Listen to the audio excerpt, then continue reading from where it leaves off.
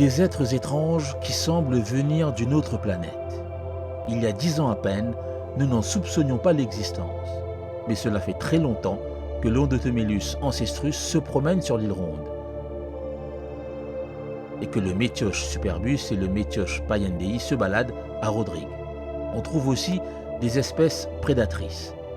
Le Paradécolia briseferi et le Nephiliphylla raptor chassent en capturant leur proie avec d'implacables pattes ravisseuses. Sur le pouce, mais sous terre, le Taciturne baederae et sur cocotte, le Gyalaea strasbergi. Ces noms savants se sont ajoutés à la liste des espèces découvertes ces dernières années. Il y en a bien d'autres. Sylvain Hugel a découvert et identifié ces espèces.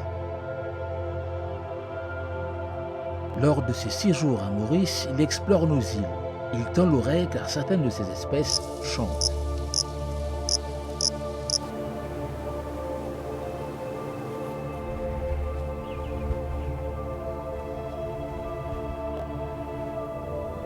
Nous avons accompagné le scientifique lors de l'une de ses sorties à la prairie, où il observe régulièrement une population de grillons, une espèce unique qui vit aussi sur l'île aux aigrettes.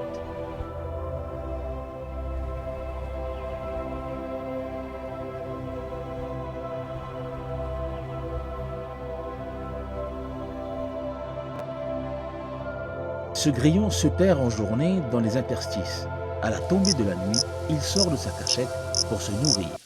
Sylvain Hugel va nous raconter son histoire, l'histoire du Malacapobius egretensis.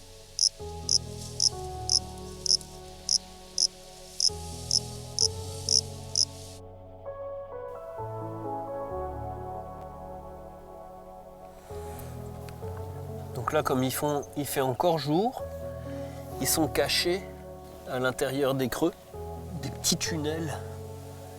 Et c'est là-dedans qu'ils se tiennent à l'abri pendant toute la journée. Alors ils se nourrissent d'algues et des dépôts d'algues qui sont laissés par la mer quand la mer se retire. Donc ce sont des animaux qui vont aussi bouger en même temps que le niveau de la marée. Un jeudi après-midi à la prairie, au sud-ouest de Maurice. Sylvain Hugel est en vacances. Il est chargé de recherche CNRS à l'Institut des neurosciences cellulaires intégratives à Strasbourg, en France. Ce neurobiologiste est passionné de zoologie, l'étude des animaux et de leur mode de vie. Il est fasciné par les insectes, surtout les grillons qui chantent. La journée, ils vont rester cachés assez loin de la mer, dans des creux ou sous les coraux. Et durant la nuit, ils vont se rapprocher de l'eau, voire même toucher l'eau. Ils sont même capables de flotter et de nager à la surface de l'eau. Et c'est aussi pour ça qu'ils sont très sensibles à la pollution maritime, parce qu'ils ont des pattes avec des poils qui leur permettent de flotter. Et si jamais il y a des hydrocarbures, eh bien ils coulent, ils se noient. Alors, ils vivent vraiment en groupe assez important et ils sont plutôt sociaux. On n'a pas encore la certitude, mais ce qu'on pense, c'est que les œufs ne survivent pas en conditions salées et donc qu'ils doivent pondre relativement haut ou relativement loin de la mer et qu'ensuite les petits reviennent.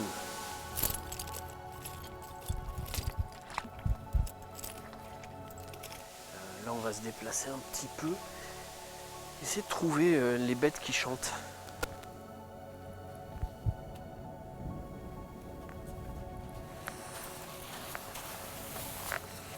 Donc là, c'est surtout pour faire aussi un repérage des endroits où on va essayer de les chercher cette nuit. Dès que la nuit va tomber, ils vont sortir. Donc il faut repérer les endroits qui sont favorables. Et le milieu typique, à la fois à la prairie, mais aussi à l'île aux aigrettes, avec des dépôts de coraux au sol, ça c'est vraiment l'habitat préférentiel de cette espèce.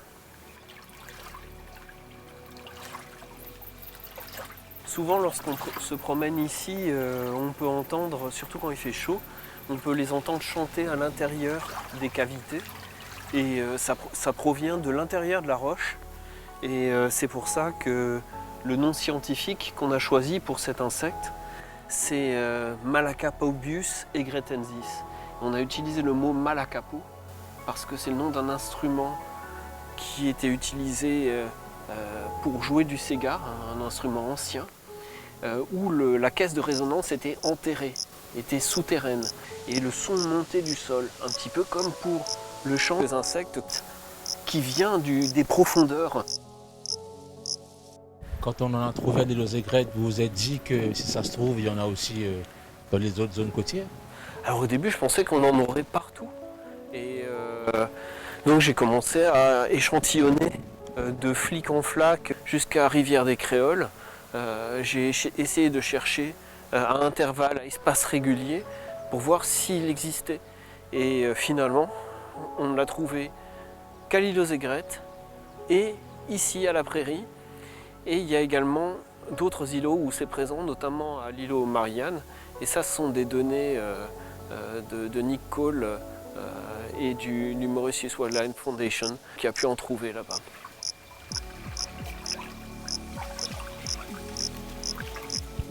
On va revenir un peu sur ce qui nous amène ici. C'est pas par hasard. Qu'est-ce qui, la première fois, vous amène à Maurice et vous permet de découvrir l'incroyable richesse de notre biodiversité? Alors j'avais commencé à travailler à La Réunion et pour faire des inventaires des grillons, des sauterelles et des criquets, qui sont les insectes dont je suis spécialiste. Et je pensais qu'à La Réunion, je trouverais que des bêtes déjà connues, mais pour pouvoir voir où elles étaient. Et à La Réunion, j'ai vu qu'il y avait beaucoup de choses neuves. Et tous mes collègues m'ont dit, bah, s'il y a des choses neuves à La Réunion, va à Maurice. Tu vas être surpris sûrement. Et notamment des gens de l'université de Maurice que je connaissais, et des collègues qui m'ont dit, faut que tu viennes chez nous. Et je suis venu pour la première fois début des années 2000. Et là, ça a été un choc. Parce que quelle que soit la forêt où j'allais, quel que soit l'endroit où j'allais, quand je secouais un arbre pour faire voir ce qui tombait comme insecte, quasiment à chaque fois, il y avait une bête qui était inconnue pour la science. C'était pour moi époustouflant. Il y avait déjà quelques insectes, quelques grillons, sauterelles, criquets, qui étaient connus de Maurice. Mais une telle diversité, on a multiplié quasiment par 8 ou 10 le nombre d'espèces qui étaient connues de Maurice. On connaît nos oiseaux qui sont très rares, on connaît nos reptiles qui sont très rares aussi, mais on ne pensait pas qu'il y ait autant d'insectes qui soient à se balader sur nos côtes et qui soient uniques à l'île Maurice. Alors, évidemment, à l'île Maurice, comme sur toutes les îles de la planète, il y a des espèces à très large répartition. Mais ce qui est frappant, c'est que dans les zones qui sont préservées ou dans les zones qui sont en restauration par le wildlife ou par le NPCS, eh bien dans ces zones où il y a de la végétation indigène ou endémique de l'île Maurice, eh bien il y a des insectes qui sont indigènes ou endémiques de l'île Maurice. Il y en a même beaucoup. Ils sont souvent très discrets. Ils sont discrets justement à cause des reptiles et des oiseaux. Parce que ces reptiles et ces oiseaux se nourrissent des insectes endémiques. Ils ne mangent pas des insectes exotiques. La plupart se nourrissent d'espèces mauriciennes. Et donc, pour cette raison, dans les zones où on a une végétation qui est restaurée ou préservée, et où on a aussi des oiseaux et des reptiles endémiques, eh bien, il y a la nourriture. C'est-à-dire que les insectes mangent les plantes, les reptiles mangent les insectes. Et ce sont ces insectes-là que j'étudie, qui ont été peut-être moins étudiés que le reste, mais qui représentent une faune extrêmement riche et surtout un patrimoine exceptionnel de l'île Maurice, puisque ça vit que là. C'est quelque chose de remarquable.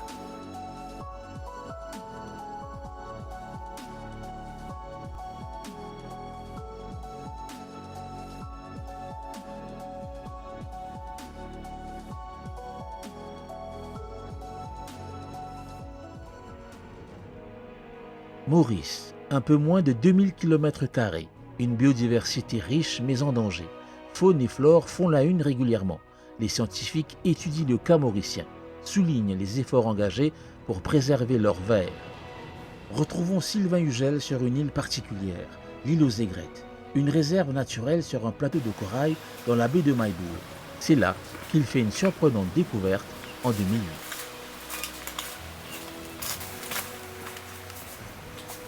Maurice, c'est un laboratoire qui inspire les chercheurs.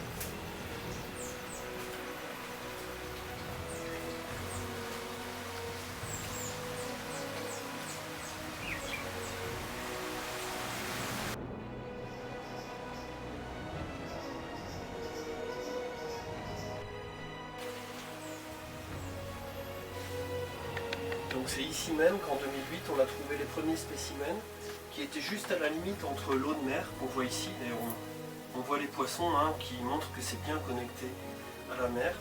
C'est à la limite entre l'eau de mer et le sol. On a retrouvé les premiers spécimens des grillons qui étaient juste ici.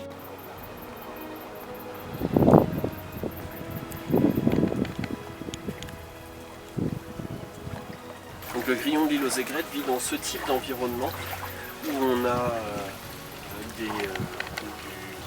des zones de corail, des zones coralliennes qui remontent. Le grillon de l'île aux aigrettes vit dans les petites cavités qu'il y a tout au fond. C'est là où il se cache durant la journée. Et la nuit, il ressort et il va manger les algues à la limite entre la mer et la terre. C'est donc une espèce qui vit à l'interface entre la mer et les zones terrestres.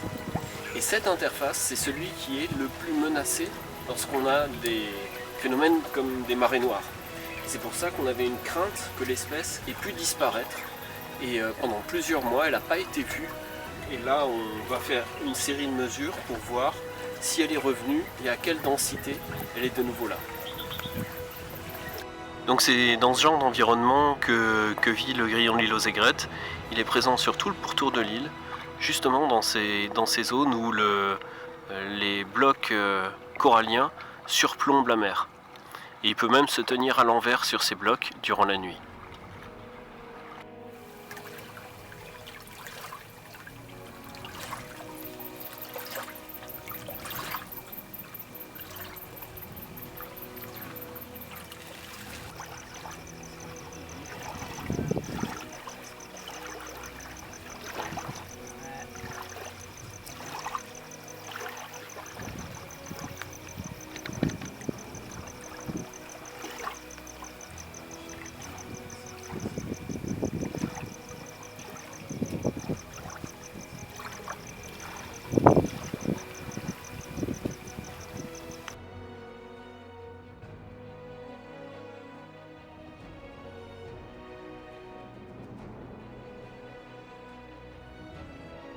Quel rapport il y a entre l'île aux aigrettes et la prairie? Quel est le point commun qui expliquerait que les grillons qui nous intéressent ce soir ne soient visibles ou on puisse les entendre qu'ici? Alors, à la fois à l'île aux aigrettes et à la prairie, on a ces formations qui sont du corail, de la roche corallienne, qui débouchent sur la mer et qui surplombent un peu la mer. Il y a aussi beaucoup de débris de coraux. Et c'est similaire à ce qu'on va retrouver à l'île aux aigrettes et aussi à l'île aux Mariannes. Et c'est certainement parce que cet habitat est similaire qu'on y retrouve le grillon. En revanche, dans des zones qui sont volcaniques, où on va avoir des galets volcaniques, là, on ne va pas retrouver ce grillon. Donc c'est vraiment un insecte qui a besoin de ce type d'environnement pour survivre. Si on envisage un simple nettoyage, on risque de perdre des spécimens dont on ne soupçonne pas l'existence. Oui, c'est-à-dire que là, quand on regarde la plage, on va avoir des débris coralliens, des blocs, parfois des morceaux d'algues, des végétaux qui sont déposés. Eh bien, ça fait partie de l'environnement normal. Et ils ont besoin de ça. Et effectivement, si on vient balayer la plage pour enlever les coraux parce que c'est pas joli ou pour enlever les algues, eh bien, les insectes vont disparaître. Donc, ils ont besoin de ce genre d'environnement et effectivement de ne pas avoir un environnement qui est dramatiquement modifié. Alors, vous êtes un scientifique, vous êtes chercheur, vous êtes affilié au CNRS également. À la base, vous êtes dans la neuroscience, c'est ça? Qu'est-ce qui vous amène à étudier l'écosystème, cette écologie? Comment on fait cette transition? Ce sont deux domaines où on a encore besoin d'avancer, on est au front de la connaissance. L'un, c'est la biodiversité et l'autre, c'est le fonctionnement du cerveau. Mais en réalité, dans ce que j'étudie en neurobiologie, en neurosciences, j'étudie l'activité l'activité électrique des neurones. Et dans ce que je fais en zoologie, je m'intéresse aux insectes chanteurs. Et c'est les mêmes outils d'analyse que j'utilise pour analyser les chants et pour analyser l'activité électrique des neurones. Et ça nous sort un petit peu du projet ou de ce grillon de l'île aux aigrettes, mais j'équipe, je fais des enregistrements sonores dans les forêts mauriciennes et ensuite je fais des études et des analyses qui ressemblent à ce qu'on fait comme analyse quand on analyse l'activité électrique du cerveau. Et qu'est-ce que ça peut dire? Parce que nous qui ne sommes pas dans ce domaine, quand on enregistre des sons comme ça dans les forêts ou bien ici, on va les entendre tout à l'heure, qu'est-ce que ça va nous dire de ces bêtes? Alors on peut à la fois mesurer leur densité, leur répartition, leur période d'activité, aussi la diversité des espèces qui sont présentes. Quand on met un micro dans une forêt, eh bien on enregistre toute l'ambiance acoustique qui est très très riche, on ne s'en rend pas compte, mais elle est très riche, l'ambiance acoustique des forêts préservées de l'île Maurice, avec beaucoup d'espèces qui chantent soit dans l'audible, d'autres qui chantent aussi dans l'ultrason, comme le même type de hauteur de son que ce qu'utilisent les chauves-souris. Et c'est le fait d'analyser ces signaux, ça nous donne beaucoup d'informations sur la diversité de la forêt, sur l'état de santé de la forêt, sur son niveau de préservation. Ça permet aussi de détecter des espèces qui étaient inconnues. Par exemple, le site de la prairie, j'ai découvert que l'espèce était présente. En me promenant durant la journée, j'ai pu entendre le chant. Et ensuite, j'ai pu vérifier la nuit que l'espèce était bien là. Donc les signaux sonores, c'est un signal très intéressant pour repérer les bêtes aussi. J'imagine que vous avez une banque de sons qui révèle en fait une autre richesse de cette biodiversité. Elle n'est pas que seulement, c'est pas seulement les insectes, c'est aussi d'autres oiseaux, d'autres espèces, quoi. Oui, alors j'ai toute une série d'enregistrements, surtout d'espèces d'insectes de l'île Maurice et de Rodrigue également, et qui me permet aussi, lorsque je vais dans une forêt, j'enregistre. Ça me permet aussi de détecter ce qui est connu, pas connu, ce que j'ai déjà pu enregistrer. Et chaque espèce, je les ai enregistrées aussi en conditions de studio pour avoir des enregistrements propres, individuels, référencés. Donc là, il y a des petits qui ont commencé à sortir, qui se promènent sur le bord là. On n'a pas encore vu les gros, mais ils doivent être là aussi. On va chercher. De nouveau, plusieurs petits. Là. Là. Là. Là.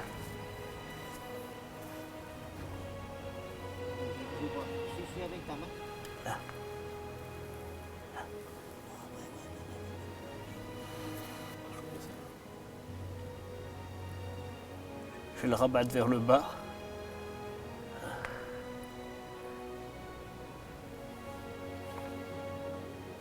Il y en a là qui remonte, juste ici. Peut-être qu'ici, il n'y a pas trop de gros pour l'instant. Ah si, il y en a un plus gros là derrière. Ici, là, il s'en va. Il remonte vers le corail.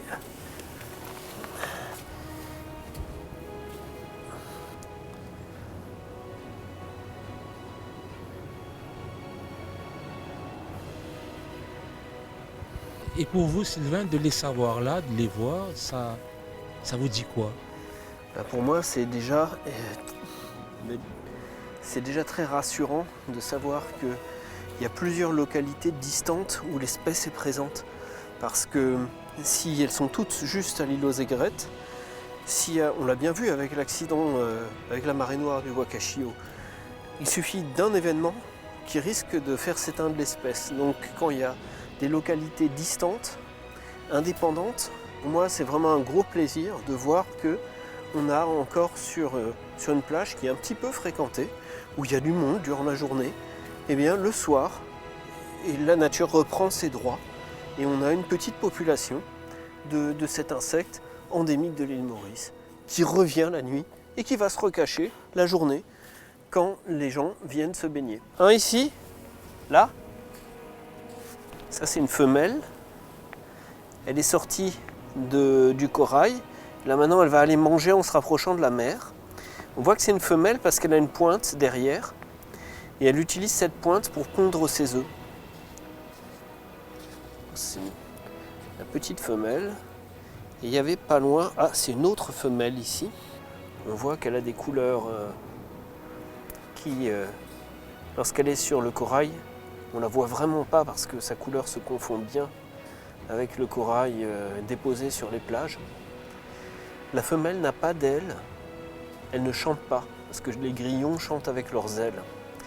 Et le mâle, lui, par contre, a des ailes qu'il utilise pour chanter et son chant, il sert à attirer les femelles. Donc les femelles sont complètement muettes. Donc elle se rapproche de là où elle passe sa journée à l'abri dans les creux. Et quand on regarde, on voit des bébés. Est-ce qu'on peut évaluer la population des grillons à la prairie? Alors là, pour l'instant, on le fera un tout petit peu plus tard. Je vais faire un comptage en regardant sur chaque mètre carré, chaque mètre linéaire de plage finalement, combien est-ce qu'on en a pour essayer d'avoir une estimation. En tous les cas, pour ce qui est de l'île aux aigrettes, c'était la plus grande population connue. Et suite à la catastrophe du Wakashio, pendant plusieurs semaines, plusieurs mois, l'équipe du Mauritius Wildlife n'a plus réussi à observer la bête. Et c'est seulement petit à petit que les populations sont revenues.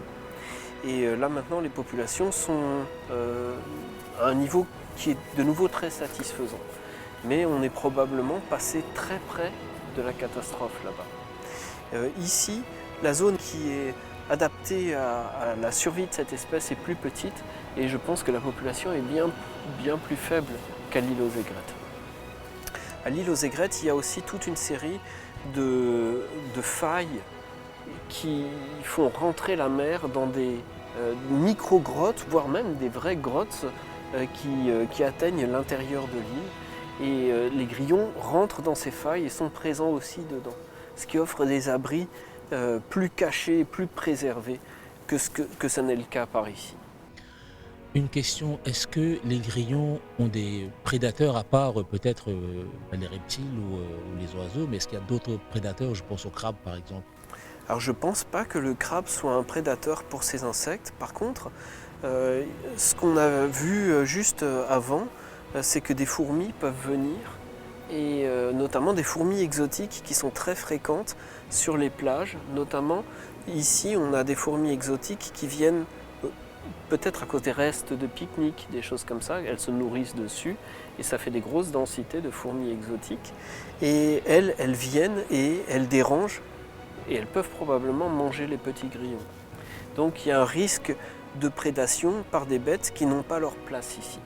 Par contre, qu'un reptile endémique mange ce grillon, ça c'est la nature. C'est comme ça.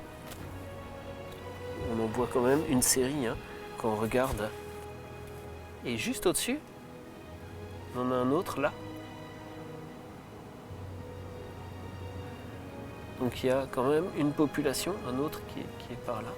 Alors c'est presque incroyable que ce soit passé inaperçu aussi longtemps, puisque les premiers spécimens, je les ai trouvés en 2008 à l'île aux aigrettes.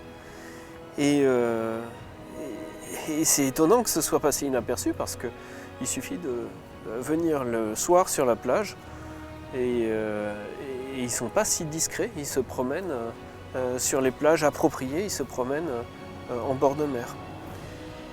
Bon, on va essayer de trouver un mâle et voir s'il chante. Comparativement à l'île aux aigrettes, c'est vraiment beaucoup moins la densité de population. À l'île aux aigrettes, il y a une quantité très grande. On va juste regarder près de la mer. Alors au fur et à mesure que la nuit va avancer, ils vont se rapprocher de l'eau pour manger les algues dans la zone qui a été libérée par la mer. Là pour l'instant ils sont encore très proches des gros blocs de corail sur la plage, mais ensuite ils vont se déplacer vers l'eau.